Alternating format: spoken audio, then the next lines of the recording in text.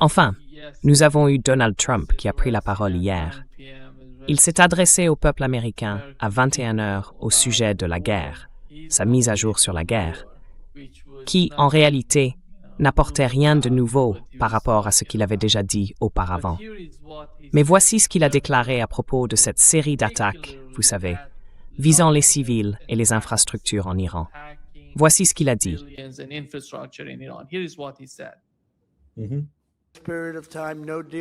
Madame, pendant un certain temps, aucun accord n'est conclu. Nous avons nos yeux sur des cibles clés. S'il n'y a pas d'accord, nous allons frapper chacune de leurs centrales électriques très durement et probablement simultanément. Nous n'avons pas touché à leur pétrole, même si c'est la cible la plus facile de toutes, parce que cela ne leur laisserait même pas une petite chance de survie ou de reconstruction. Mais nous pourrions le frapper et il disparaîtrait. Et ils ne pourraient absolument rien y faire. Ils n'ont aucun équipement anti-aérien. Leurs radars sont totalement anéantis. Nous sommes une force militaire irrésistible. Les sites nucléaires que nous avons détruits avec les bombardiers B-2 ont été frappés si violemment qu'il faudrait des mois avant de pouvoir s'approcher de la poussière nucléaire. Et nous les surveillons et les contrôlons de très près par satellite. Si nous les voyons bouger, faire le moindre mouvement, nous les frapperons à nouveau très durement avec des missiles. Nous avons toutes les cartes en main. Eux, aucune. Il est très important que nous gardions ce conflit en perspective.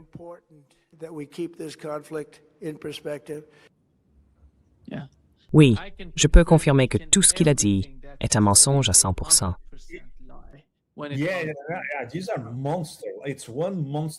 Oui, ce sont des monstres. C'est un mensonge monstrueux après l'autre. Eh bien, à ce stade, je dirais même que les grandes poussières du désert du Sahara savent que ce genre d'information lui est soufflé, surtout par les trois imbéciles, ces infrahumains absolument répugnants, le secrétaire des guerres éternelles, Jared Kushner et Witkoff. Ce sont eux qui lui fournissent ces mensonges qu'il répète, car évidemment il ne lit rien, il ne vérifie rien. Et bien sûr, si tu es dans son entourage, tu dois lui lécher les bottes, sinon tu perds ton poste. Mais pire que tout cela, Nima, c'est la rumeur qui circule dans le monde entier, celle qui l'inculpe formellement comme criminel de guerre.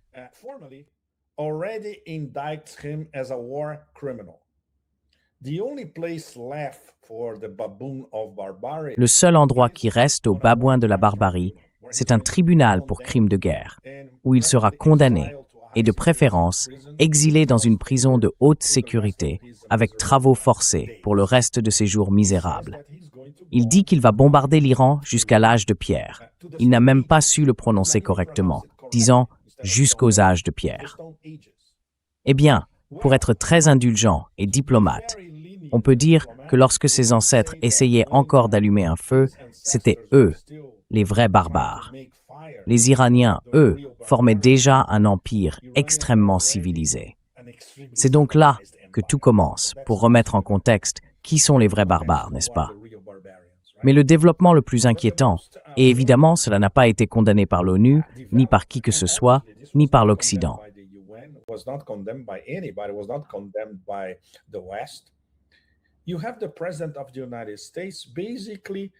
Vous avez le président des États-Unis qui, en direct à la télévision devant la planète entière, se présente lui-même comme un criminel de guerre, et rien ne se passe. Eh bien, au moins, les choses sont désormais claires quant à ce que sont ces gens. Non seulement lui, mais aussi ceux qui le conseillent, et surtout ceux qui le tiennent en laisse à cause des compromissions qu'ils ont sur lui. C'est l'une des raisons pour lesquelles il doit continuer dans cette folie. Il dit encore 4 semaines, mais cela pourrait durer davantage. Et que va-t-il se passer au cours de ces 4 prochaines semaines? Ils vont réduire en ruine les infrastructures de l'Iran, partout.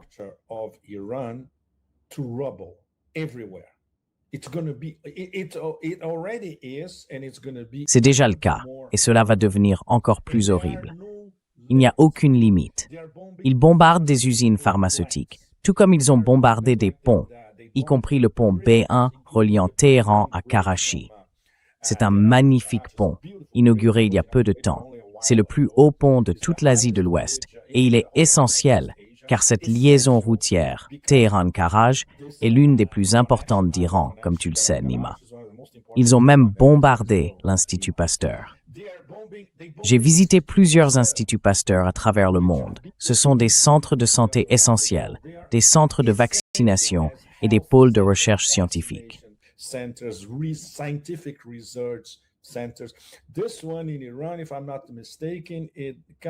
Celui-ci en Iran, si je ne me trompe pas, remonte aux années 1920. Et voilà, ils bombardent à nouveau, je viens de le voir il y a 5 minutes, ils bombardent encore une fois des quartiers civils à Téhéran, ainsi qu'à travers Ispahan. Voilà donc ce qu'ils vont faire.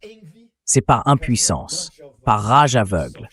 C'est de l'envie, parce que ce sont une bande de merde, des barbares incultes. Et c'est leur vengeance contre Téhéran.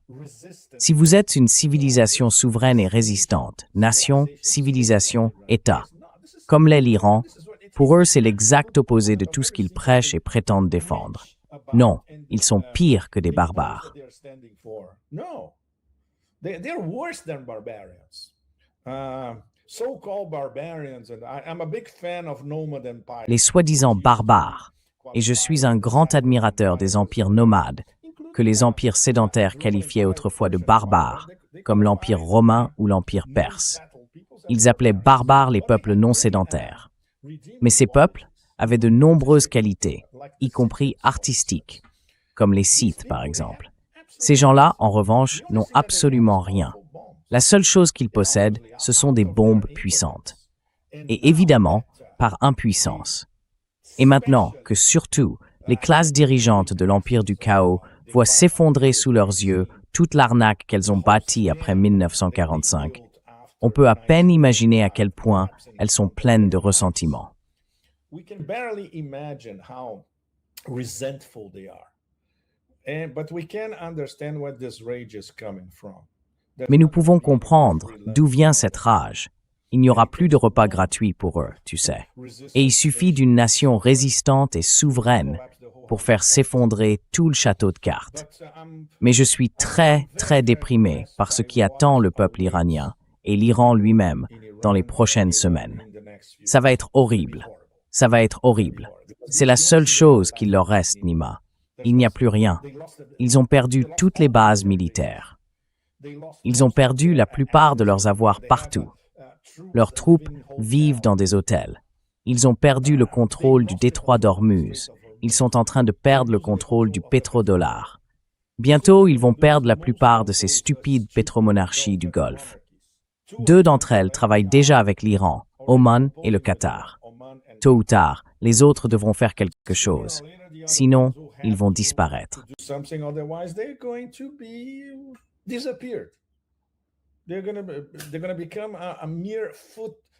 Ils vont devenir une simple note de bas de page, même pas une note marginale de l'histoire, surtout les Émirats. Surtout les Émirats qui, à toute fin pratique, sont déjà en guerre avec l'Iran. Donc, en pratique, quoi qu'ils en disent, cela n'a aucune importance. Ils sont en guerre. Ils facilitent les attaques des Américains. Il y a beaucoup de personnel militaire américain, surtout autour de Dubaï. Alors préparez-vous. Ils ne vont pas tenir longtemps si cela continue ainsi. Et les Iraniens, ils savent tout ce qui se passe partout. Et ils prennent des notes. Ils ont des noms, ils ont des emplacements, ils ont des informations satellitaires. Vous n'avez qu'à demander. Et l'Arabie Saoudite est le grand joker du jeu. On ne sait toujours pas de quel côté elle penche. Les choses ont changé depuis la remarque du « embrasse mon cul » venant du babouin de Barbarie.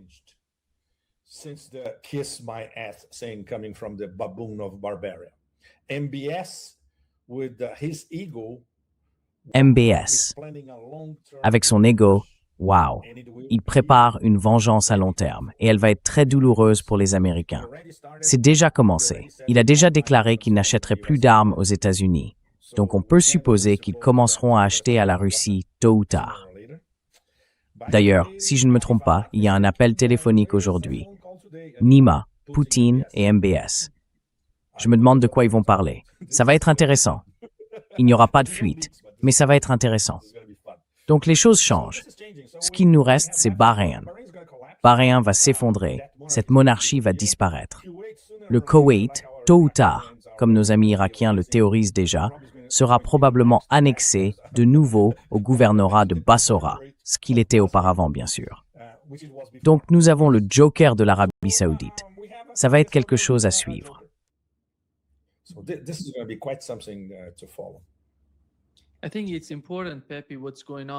Je pense que c'est important, Pepe. Ce qui se passe avec l'Arabie saoudite et les Émirats arabes unis. On peut voir une sorte de fracture, une différence entre les deux États. Ils l'avaient déjà avant la guerre au Yémen. Ils se combattaient déjà, d'une certaine manière. Et maintenant, avec le temps et la réalité de la guerre qui s'impose, la vérité commence à apparaître. Ces appels téléphoniques ont un sens. Il faut comprendre pourquoi ils ont besoin d'appeler Vladimir Poutine. Ils l'ont déjà fait auparavant, et maintenant ils recommencent. Parce qu'après tout, supposons que Donald Trump parlait de vendre des F-35 à l'Arabie saoudite.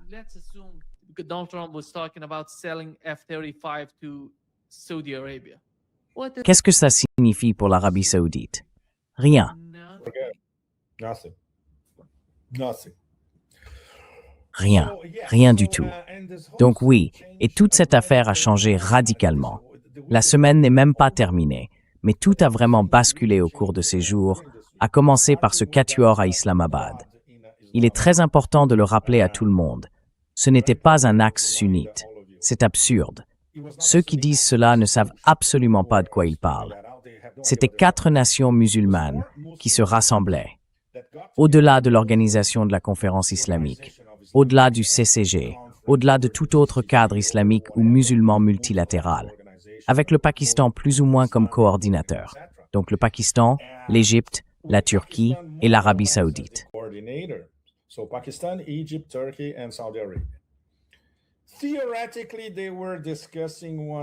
Théoriquement, ils discutaient de ce qu'ils pourraient proposer comme une sorte, disons, d'approximation cryptée entre Washington et Téhéran. Alors, ils vont à Islamabad, ils font leur petit numéro, tout le monde sourit. Sourit à propos de quoi? Les photos sont pathétiques. On voit ces 4 imbéciles sourire comme s'ils étaient dans un club de golf. Bon, manifestement, ils n'ont rien trouvé de très solide. Cela explique pourquoi le ministre des Affaires étrangères du Pakistan a dû sauter dans un avion le lendemain matin pour aller à Pékin parler aux gens qui comptent vraiment, les Chinois. Il y est donc allé pour rencontrer Wang Yi. Voilà, c'était évidemment déjà discuté auparavant.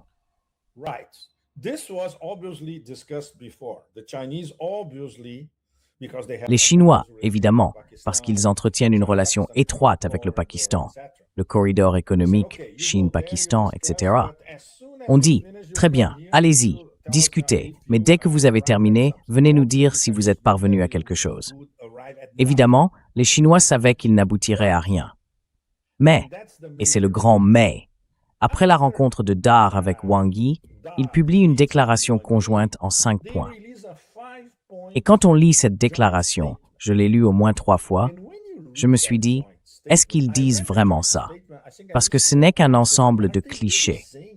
Comme si, vous voyez, ils croyaient que le Conseil de sécurité des Nations Unies, où les peuples seraient respectés en vertu de la charte de l'ONU, alors que les États-Unis peuvent opposer leur veto à tout.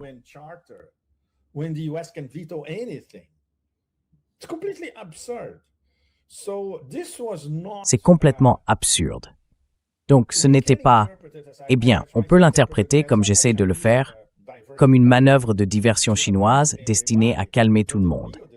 Mais les véritables discussions vont se dérouler entre la Chine, la Russie et l'Iran, en coulisses, pas avec ces 4-là. Donc vous savez, le Pakistan a joué un rôle de protagoniste momentané en organisant cette réunion à Islamabad. Maintenant, plus personne ne parle du Pakistan parce que tout s'est déjà effondré au cours de la semaine. Et même avant cela, des divagations de l'âge de pierre, blablabla bla bla, par le babouin de la barbarie, mais cela n'a duré que 2 jours tout au plus.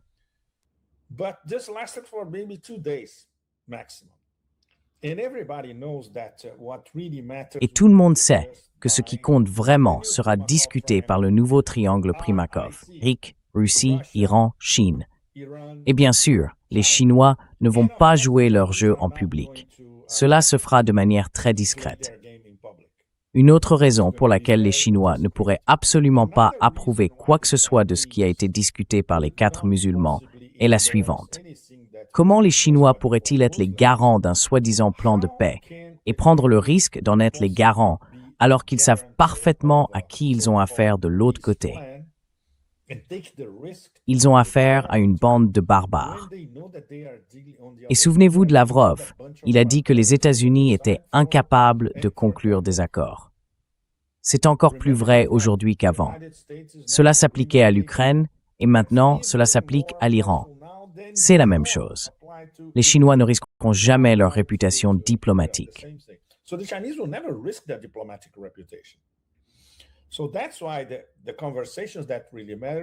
C'est pourquoi les conversations qui comptent vraiment ont lieu entre le RIC, le nouveau triangle Primakov, la Russie, l'Iran et la Chine.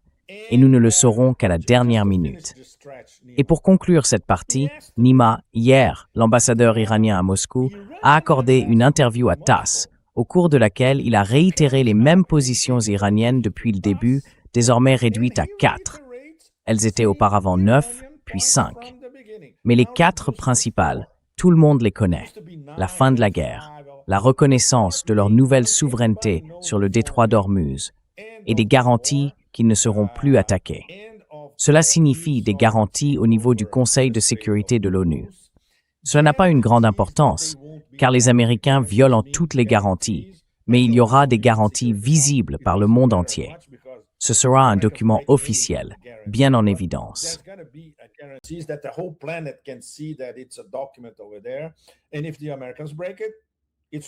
Et si les Américains le rompent, il est prouvé qu'ils l'ont rompu. Et bien sûr, le programme nucléaire civil, continue. Tout le monde le sait. Donc, lorsque l'on compare ces 4 points avec les 5 points sino-pakistanais, il y a beaucoup de divergences. La seule explication rationnelle, c'est que les Chinois ne voulaient pas se compromettre en quoi que ce soit, sachant qu'ils ne peuvent faire confiance à beaucoup. En réalité, je dirais à la plupart de ces autres nations musulmanes. Le Pakistan, peut-être, parce qu'ils entretiennent une relation plus étroite. Ils ne peuvent pas faire confiance à la Turquie. Ils ne peuvent pas faire confiance à l'Égypte, même si l'Égypte est membre des BRICS, mais le gouvernement égyptien est fondamentalement aligné sur les sionistes. Et l'Arabie saoudite, encore une fois, la carte imprévisible, le Joker.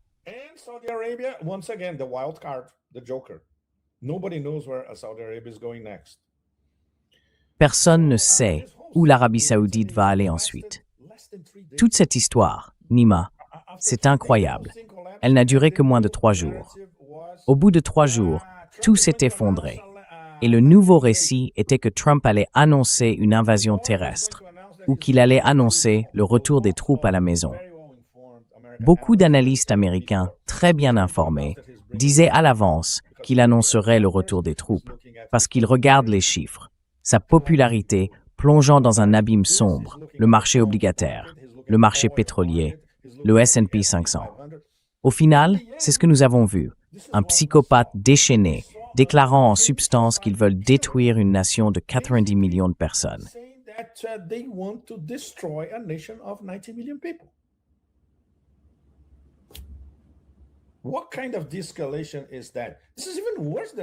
Quel genre de désescalade est-ce là? C'est encore pire qu'une invasion terrestre. Toute invasion terrestre, comme nous le savons tous, Nima, est vouée à l'échec. Au-delà même de l'échec, ce n'est même pas un échec, mais ceci c'est pire. C'est un bombardement délibéré de l'infrastructure d'un État tout entier, sans aucune discrimination. La manière dont il l'a présenté, évidemment, son anglais est celui d'un enfant de 3 ans au mieux, mais la façon dont il l'a lu, sur son propre téléprompteur, montrait qu'il s'agissait d'une extermination, d'une campagne de décapitation contre l'ensemble de la population iranienne. Et c'est pour cela que c'est si grave. Je ne suis pas surpris qu'il n'y ait pas la moindre condamnation de la part de la soi-disant communauté internationale.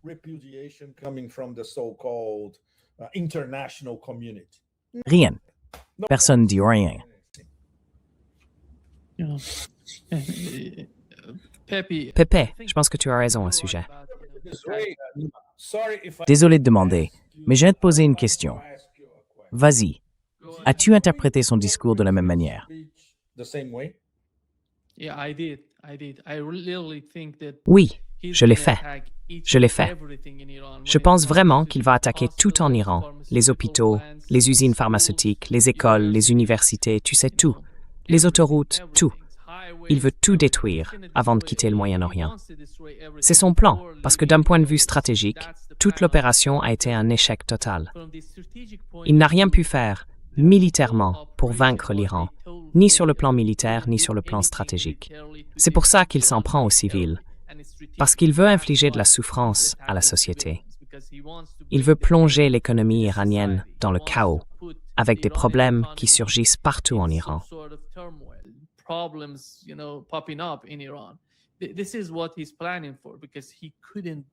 C'est ce qu'il prévoit, parce qu'il n'a pas pu le faire militairement, vaincre stratégiquement l'Iran.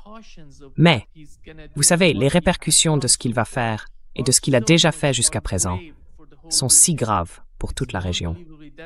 C'est incroyable. Je pense qu'il est important de réfléchir à la manière dont cela influencerait l'ensemble de la région, non seulement les États arabes, mais aussi Israël, je dirais. Israël va-t-il survivre à cela?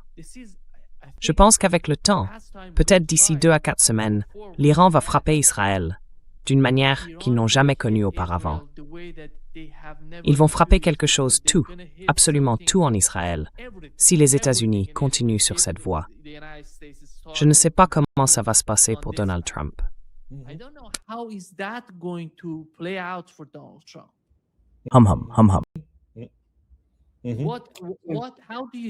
Comment voyez-vous la pression exercée sur Israël?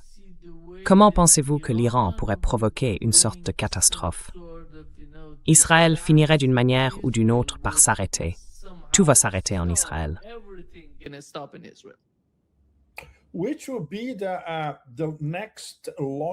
Quelle sera la prochaine étape logique dans la stratégie iranienne? Raser Israël, paralyser le fonctionnement de l'économie et de l'État israélien, attaquer tous leurs nœuds essentiels. En somme, les paralyser, rendre ce mini-État non viable. Ils ont 4 semaines pour le faire. En considérant qu'ils n'ont même pas encore vraiment commencé, 4 semaines suffisent largement pour détruire la majeure partie d'Israël. La plupart de ce qui a une quelconque valeur en Israël, les corridors de connectivité, les centres de recherche, les centres scientifiques, et surtout tous les nœuds militaires, tous les sites militaires spéciaux. Israël est petit, mais c'est une immense base militaire. Il faut donc frapper tous les nœuds clés de cette base militaire. Ils peuvent le faire en 4 semaines.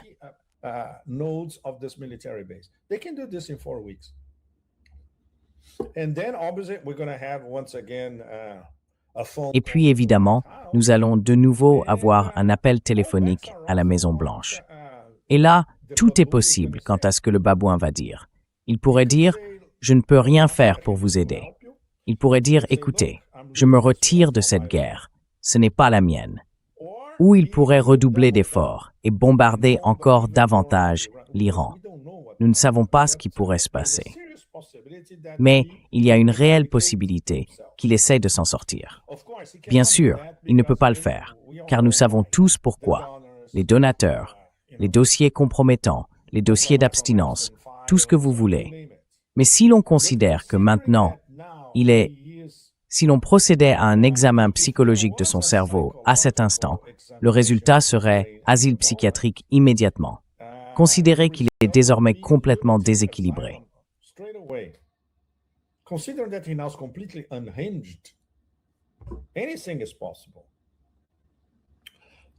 Tout est possible. Tant qu'il a quelque chose, après ces 4 semaines qu'il s'est lui-même imposé, à vendre à l'opinion publique américaine, non pas au monde, car plus personne dans le monde n'achète ce qu'il dit, mais à une fraction de l'opinion publique américaine qu'il a conquise. C'est le fameux « très bien, c'est fini, on a tout bombardé, on a gagné, passons à autre chose ». Il aurait pu dire cela hier. Il avait l'occasion de le faire hier. Il a décidé, peut-être à la dernière minute, de prolonger cela de 2 à 4 semaines supplémentaires. Une fois de plus, notre analyse de la destruction de l'Iran autant que possible s'y accorde parfaitement. Dans son esprit vindicatif, c'est clair. Puisque je n'ai pas pu gagner, je vais les détruire.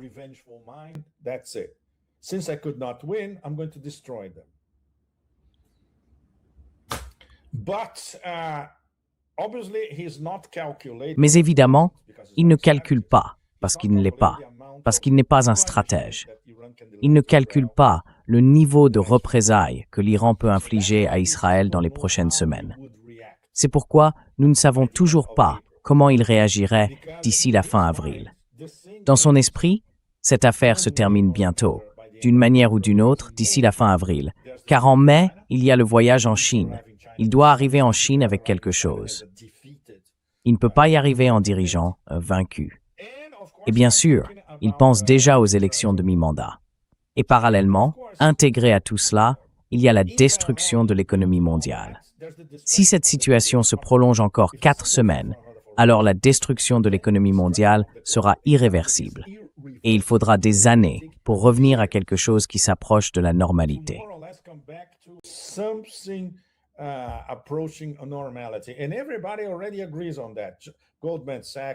Et tout le monde est déjà d'accord là-dessus.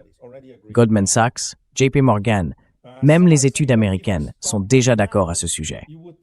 Certains disent que si nous arrêtions maintenant, il faudrait jusqu'à la fin de l'année, voire l'année prochaine, pour retrouver une certaine normalité. Si cela continue encore 4 semaines, alors il faudra commencer à envisager des années de catastrophes à venir. Voilà.